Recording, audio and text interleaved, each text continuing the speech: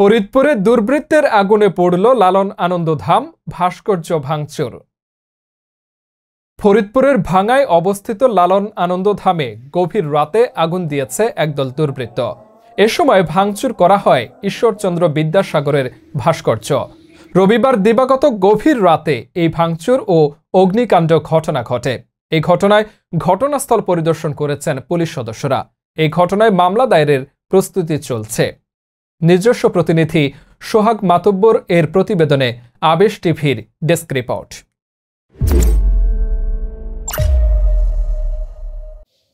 সোমবার 30 সেপ্টেম্বর উপজেলার কাউলিবেড়া ইউনিয়নের মোটরা এলাকায় অবস্থিত লালন আনন্দধামে গিয়ে দেখা যায় একদল দুর্বৃত্তরা লালন আনন্দধাম ভাঙচুর চালিয়ে আগুন ধরিয়ে দেয়। এ সময় আনন্দধামে থাকা লালনশাই এর ছবি, বঙ্গবন্ধু শেখ মুজিব রহমানের ছবি আগুন দেওয়া হয়। এছাড়াও ভস্মীভূত হয় বেশ কিছু মূল্যবান গ্রন্থ, জার্নাল। এছাড়াও ভাঙচুর করা হয় ঈশ্বরচন্দ্র বিদ্যাসাগরের ভাস্কর্য। এ সময় আরও অগ্নিকাণ্ডে ভস্মীভূত হয় হারমোনিয়াম, একতারা, দোতরা, বায়া, জুড়ি, গিটার সহ বেশ কিছু বাদ্যযন্ত্র। এ বিষয়ে আনন্দধামের প্রতিষ্ঠাতা কবি জাহিদ হাসান জানান, আমি সকালবেলা ঘুম থেকে উঠে লালন আনন্দধামে গিয়ে দেখি আমার ধামে অগ্নিকাণ্ডের ঘটনা ঘটেছে। রবিবার দিবাগত গভীর রাতের দিকে একদল দুর্বৃত্ত আনন্দধামের দেওয়াল টপকে ভাঙচুর ও আগুন লাগিয়েছে। এরপর বিষয়টি আমি প্রশাসনকে অবগত করি। সন্ধ্যায় অভিযোগ দিতে বলেছেন ভাঙ্গা থানার ওসি। এই বিষয়ে লালন আনন্দধামের সভাপতি দীনেশ চন্দ্র রায় জানান, আমি সকালে কবি জাহিদের মাধ্যমে জানতে পারি যে লালন আনন্দধামে একদল দুর্বৃত্ত ভাঙচুর চালিয়ে আগুন দিয়েছে। সম্ভবত রবিবার দিবাগত গভীর রাতে যখন বিদ্যুৎ ছিল না, তখন একদল দুর্বৃত্ত আনন্দধামের দেওয়াল টপকে ভিতরে ঢুকে লালনশাই ও বঙ্গবন্ধুর ছবি ভাঙচুর করে মূল্যবান গ্রন্থ ও জার্নাল ও বাদ্যযন্ত্র পুড়িয়ে দেয়। এছাড়াও ভেঙে ফেলা হয় ঈশ্বরচন্দ্র বিদ্যাসাগরের ভাস্কর্য। আমরা এই ঘটনার তীব্র নিন্দা ও প্রতিবাদ জানাই। দোষীদের চিহ্নিত করে দৃষ্টান্তমূলক শাস্তির দাবি জানাই। প্রসঙ্গত, লালন আনন্দধাম কবি জাহিদ হাসান জনি 2013 সালে প্রতিষ্ঠা করেন। এরপর থেকে ভাঙ্গা উপজেলার একমাত্র সাংস্কৃতিক চর্চার তীর্থস্থান হয়ে ওঠে এই লালন আনন্দধাম। এছাড়াও বিভিন্ন সামাজিক কর্মকাণ্ডে সম্পৃক্ত হয় প্রতিষ্ঠানটি, যেমন ফ্রি মেডিকেল ক্যাম্প, দারিদ্র শিক্ষার্থীদের মধ্যে মেধাবৃত্তি, শীত বস্ত্র বিতরণ সহ বিভিন্ন কবি সাহিত্যিকদের স্মরণে বিভিন্ন সামাজিক ও সাংস্কৃতিক অনুষ্ঠানের আয়োজন করে থাকে লালন আনন্দধাম। কয়েকদিন আগে সামাজিক যোগাযোগ মাধ্যমে আবনায়ে দারুস সুন্নাহ কাউলিবেড়া গ্রুপে HM ইমরান হোসেন নামের একটি আইডি থেকে লালন আনন্দধাম নিয়ে উস্কানিমূলক পোস্ট করা হয়। এ বিষয়ে ভাঙ্গা থানা পুলিশের অফিসার ইনচার্জ মোহাম্মদ মুকসেদুর রহমান জানান, আমি ঘটনাটি জানতে পেরে ঘটনাস্থল পরিদর্শন করেছি। এ বিষয়ে কোনো অভিযোগ পাইনি। অভিযোগ পেলে আইনগত ব্যবস্থা গ্রহণ করা হবে।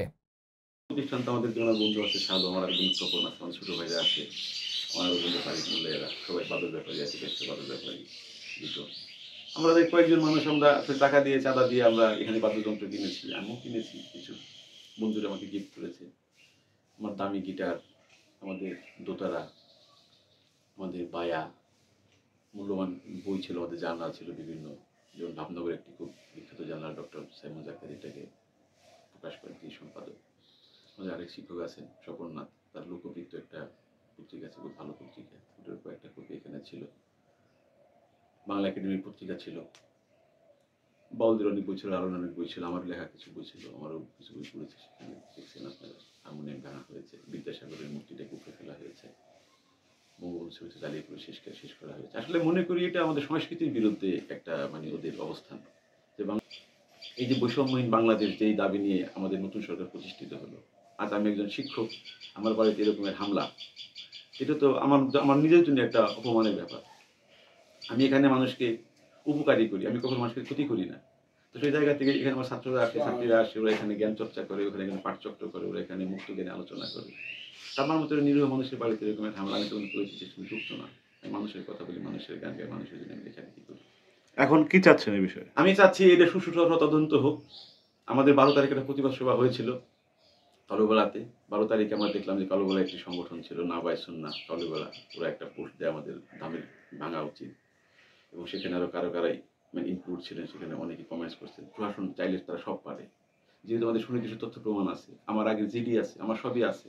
প্রশাসন চাইলে এই মৌলবাদীদের এই বীজ তারা উৎপাদন করতে পারে 5 মিনিটের মধ্যে, আমি মনে করি। কারণ এটা তো সুনির্দিষ্ট, এটা আমাকে আগেও আক্রমণ করেছে, এখনো করছে, ভবিষ্যতেও করবে।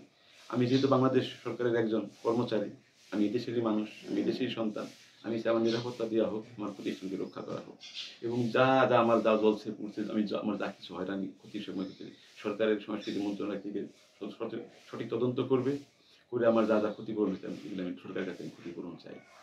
আপনার পরিচয়টা একটু দেন।